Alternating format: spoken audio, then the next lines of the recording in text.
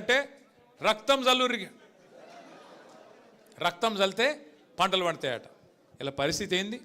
రాష్ట్రం అంతా కరువు పరిస్థితున్నది. బాన్స్వాడల వానలు పడ్డాయా? కానీ మీకు ఉపాయం తెలుసా? కేసీఆర్ ఎంత గొప్పగా ఆలోచన చేసిండో. కాళేశ్వరం దగ్గర ఏదైతే నీళ్లు ఇలా కిందికి ఉత్తగా సముద్రంలో పోతున్నాయో, ఎక్కడైతే ఇలా కరువు ఉన్నా కూడా కింద నీళ్లు పోతున్నాయి గోదావరిలో, అక్కడ కట్టిండు కేసీఆర్ పంప్ హౌస్. ఆ పంప్ హౌస్ కాడ ఇవాళ రేవంత్ రెడ్డి చేయాల్సిందల్లా బటన్ ఒత్తాలి, అంతే. ఏం పీకేదేం లేదు, నువ్వు పోయి బటన్ ఒత్తాలి. ఒక్క బటన్ ఒత్తితే పంపు చాలు చేస్తే ఇలా మీ నిజాం సాగర్ నిండుతుంది, మీ నిజాం సాగర్ నిండుతుంది, మీ చెక్ డ్యామ్లు నిండుతాయి, మీ ఎస్ఆర్ఎస్పి ప్రాజెక్టు మొత్తం నింపే మరి మొత్తం ఉపాయం అంతా కేసీఆర్ చేసిపోయిండు. ఇవాళ ఈయనకు ఒక్కటే అడ్డం వస్తున్నది. ఏంటిది? ఈయన చెప్పిన అబద్ధమైన అడ్డం వస్తుంది. ఇన్ని రోజులు ఏమబద్ధం చెప్పిండు? కాళేశ్వరం కూలేశ్వరం అయిపోయింది అన్నాడు. మొన్న మేము పోతిమి చూపెడుతుంది, నేను మా ప్రశాంత్ అన్న అందరం పోతిమి చూపెడుతుంది. ఏమిటిది? ఆడ 1,00,000 క్యూసెక్కుల నీళ్లు పోతున్నాయి. 1,00,000 క్యూసెక్కులు అంటే 9 టీఎంసీలు. మీ నిజాం సాగర్ కెపాసిటీ ఎంతనే? 17 అంటే 14, సరే 17 అనుకుందాం. జరాగు లొల్లి పెట్టక. 17 టీఎంసీలు అంటే 2 రోజులలో మీ నిజాం సాగర్ నింపచ్చు. 2 రోజులలో గన్ని నీళ్ళు పోతున్నాయి కింద. గన్ని నీళ్ళు పోతుంటే ఈ బేకార్గాడు రైతులంటే పట్టి లేదు, ఆయన లొల్లంత ఒకటే. ఏది పెట్టి కేసీఆర్ని తిట్టాలి. కానీ ఆయనకు ఒకటి ఉన్నది, ఆయన మనసులో ఒకటి ఉన్నది. ఏమిటిది? ఇప్పుడు నీళ్ళు ఇచ్చిండు అనుకో, మళ్ళీ మీరేమడుగుతారు? యూరియా అడుగుతారు. యూరియా అడిగితే మరి యూరియా ఇచ్చిండు అనుకో, పంటలు పండితే మళ్ళీ మీరేమంటారు? పంటలు కొనాలంటారు, వడ్లు కొనాలంటారు. మరి వడ్లు కొనాలంటే సంచులు ఇవ్వాలి, మళ్ళీ సుతులు ఇవ్వాలి, మళ్ళీ మద్దతు ధర ఇవ్వాలి, మళ్ళీ మీదికెళ్ళి ఇంకోటి బోనస్ అని డైలాగులు కొట్టిండు కదా, బోనస్ ఇవ్వాలి. ఈ అమ్మాయి లొల్లంత ఎందుకు? నీళ్ళు ఇవ్వకపోతే సపరేట్గా మొత్తం బంద్ అవుతుంది అని చెప్పి నీళ్ళు బంద్ పెడతాను.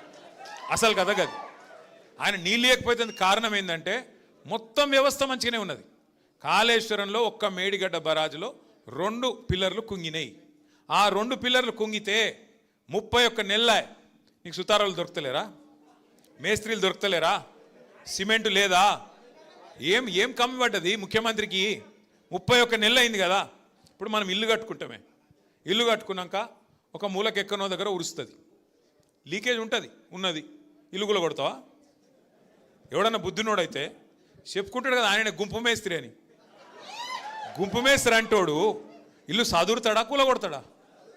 చదువుకోవాలన్నా చిన్న తప్పు ఉంటే. మరి 31 నెలలు అయింది, నీకు లేదా ఆలోచన లేదా? ఎంతసేపు కేసీఆర్ని తిట్టాలి, కూలేశ్వరం. ఏం కూలేశ్వరము?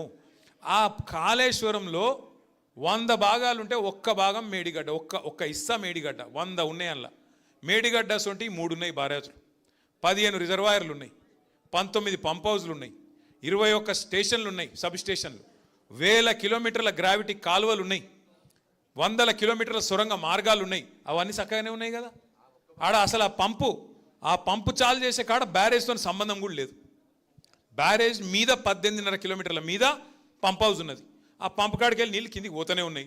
నువ్వు చేయవలసిందల్లా ఒక చిన్న పాయ లెక్క తీసి ఆ పంప్ హౌస్లోకి నీళ్లు మలిపి ఒక మోటార్ వత్తాలి కదా, ఒక్కటే చేయాలి. ఆయన అది చేసినందుకు ఆయనకు బాధ ఏంటంటే, ఇన్ని రోజులు నేను చెప్పిందంతా అబద్ధమని దొరికిపోతా, ఇన్ని రోజులు నేను చెప్పినవన్నీ లుచ్చా మాటలు అని చెప్పి ప్రజలకు అర్థమవుతుంది.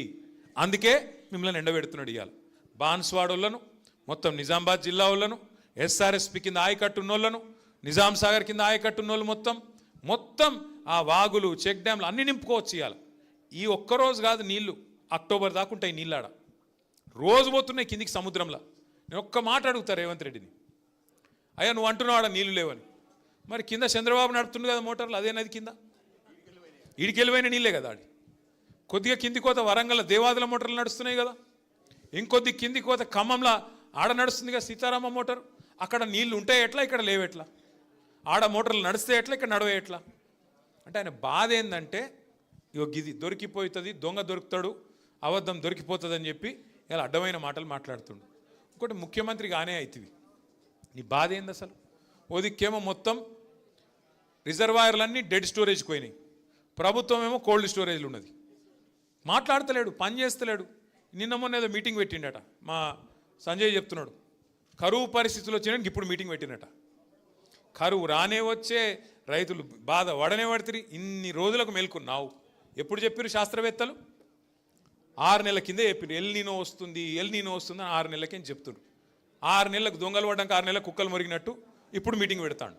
ఏం చేస్తావు మీటింగ్ పెట్టి? ఇప్పుడు ఎవడు బతికిండు ఎవడు తెచ్చిండు చూస్తావా? ఏం చేస్తావు అంటే ఒక ఆలోచన లేదు, ప్రణాళిక లేదు, పద్ధతి లేదు, పాడు లేదు, బూతులు తప్ప ఏ మాత్రం అవగాహన లేని ఒక సన్నాసి ఇలా మనకు ముఖ్యమంత్రిగా ఉండడం అనేది బాధాకరం.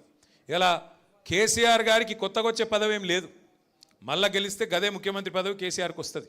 కేసీఆర్ గారికి పదవి గురించి కాదు ఇలా మన ఫికరు. ఇలా మన ఫికర్ ఏంటంటే కష్టపడి తెచ్చుకున్న తెలంగాణ, పోరాటాలతో తెచ్చుకున్న తెలంగాణ. మీ బాన్స్వాడలో కూడా మీరు ఊరు వాడ ఏకం చేసి ఆ రోజు జేఏసీలు కట్టి ఎక్కడోళ్ళు అక్కడ మన టీఆర్ఎస్ వాళ్ళు జెండా ఎగిరేసి బ్రహ్మాండంగా ఆ రోజు కొట్లాడి ఆఖరికి సావుకు తెగించి మన నాయకుడు 11 రోజులు నిరాహార దీక్ష చేసి సావు నోట్లో తలబెట్టి తెచ్చిన తెలంగాణ ఇలా తెరలైతుంది. దాన్ని పాడు చేస్తున్నాడు. గది మన బాధ. గట్లాంటి తెలంగాణని ఇలా బాగా చెడగొడుతుంటే, అట్లాంటి తెలంగాణని ఇలా తెరలు చేస్తుంటే చూడలేక ఉండబట్టలేక మేమందరం పోయినాం కన్నెపల్లి కాడికి. ఆడ నీళ్లు పోతున్నాయి. చూపెట్టిన ముఖ్యమంత్రికి, అయ్యా నీకు అంతగానం కోపం ఉంటే మా మీద కేసులు పెట్టు, ఇంకో 2 ఎక్కువ పెట్టుకో, కానీ రైతులకైతే నిల్లి అన్నాం. ఏమంటాడు? రక్తం పోయిర్రి, రక్తం. మా ప్రశాంత్ రెడ్డి అన్న ఏం చేసిన ఎరికేనా? నీ అమ్మనికి రక్తమే కావాలంటే తీసుకోరపోయిన రక్తం కూడా ఇచ్చిండు. తీసుకుపోయి ఏం చేసిండు? ఆ ఎస్ఆర్ఎస్పీలకు నీళ్లు నింపే ముప్కల్ అని ఒక పంప్ హౌస్ ఉంటుంది.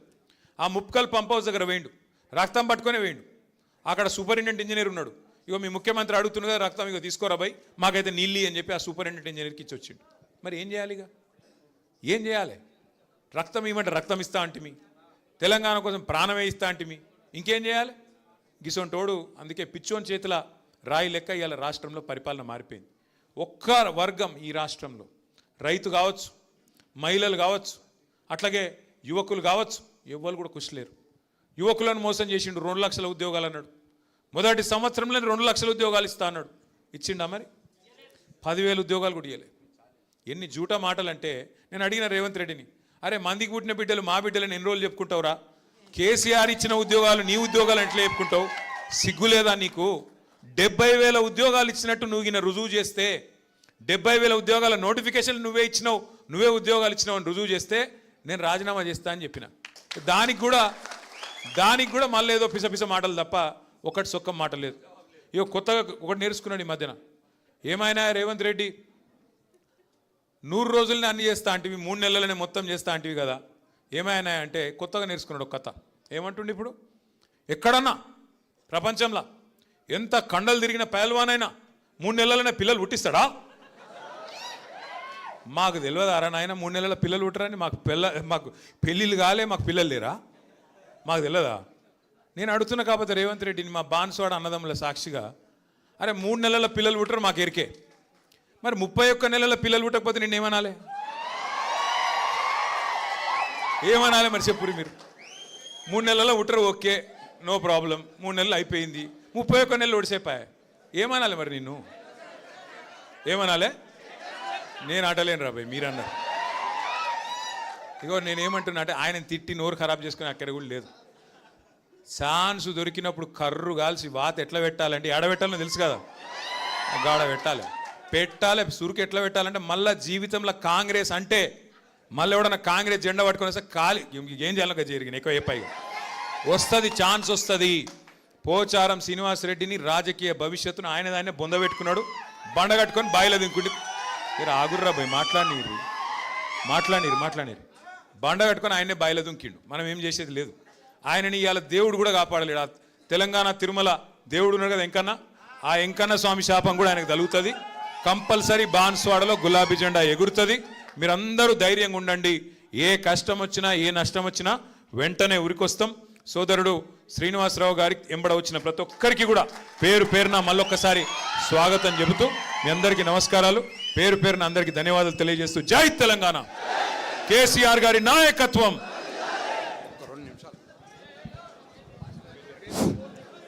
ఈరోజు మరి సుమారు 800 మంది శ్రీనివాసరావు గారితో చేస్తున్న సందర్భంలో వారిని సంజు జనరల్ సెక్రటరీ కాంగ్రెస్ నుంచి, అదేవిధంగా వడ్ల బసవరాజ్ బీర్కూర్ మండల party president BJP, Jangili Suresh గ్రామ కమిటీ అధ్యక్షులు కాంగ్రెస్ నుంచి, ఈరోజు Korli Krishna BJP Birkur, Shivakant ex MPP దయచేసి పిలిచిన వాళ్ళు రావాలి. జాయినింగ్ వాళ్ళే రావాలి, ఎవరు రావద్దు ప్లీజ్. జాయినింగ్ వాళ్ళే రావాలి ప్లీజ్, జాయినింగ్ వాళ్ళే రావాలి ప్లీజ్. వేరే బీజేపీ బసవరాజ్ అని చెబుతూ మీ అందరికీ నమస్కారం. బాన్స్వాడలో నుండి సోదరులు శ్రీనివాసరావు గారు మన పార్టీలో చేరుతున్న సందర్భంగా ఈ కార్యక్రమానికి మరి